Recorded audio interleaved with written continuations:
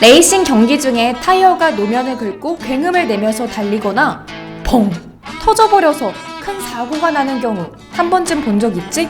다들 느끼겠지만 레이싱 경기에서 타이어는 머신과 드라이버의 주행 능력만큼이나 중요해.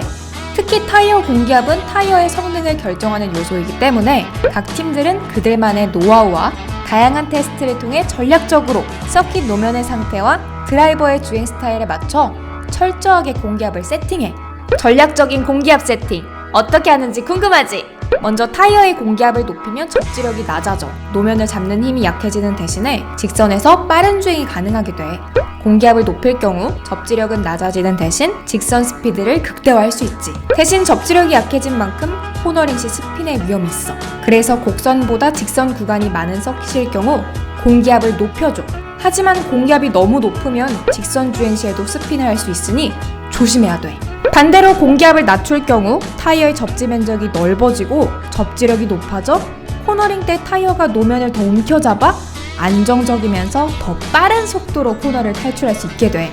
주로 곡선 코스가 많은 서킷에서 코너링 시 추월을 노리는 선수들은 타이어의 공기압을 낮게 세팅하지.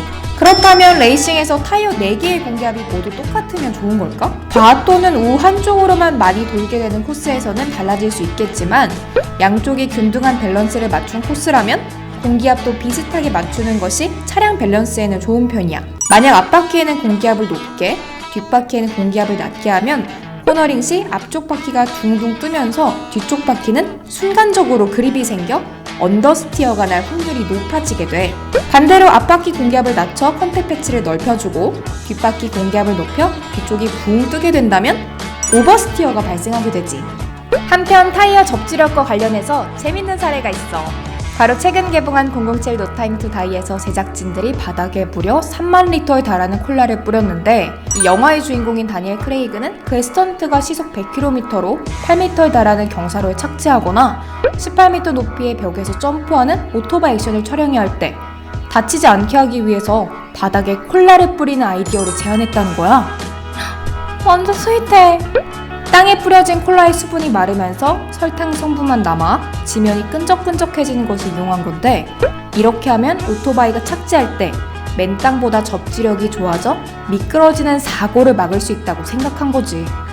이에 제작진은 콜을 외치고 약 8,800만 원의 구매비를 들여 도로에 콜라를 뿌렸다고 해. 이런 아이디어 덕분에 스턴트 배우 폴은 안전하게 오토바이 촬영을 끝마칠 수 있었대.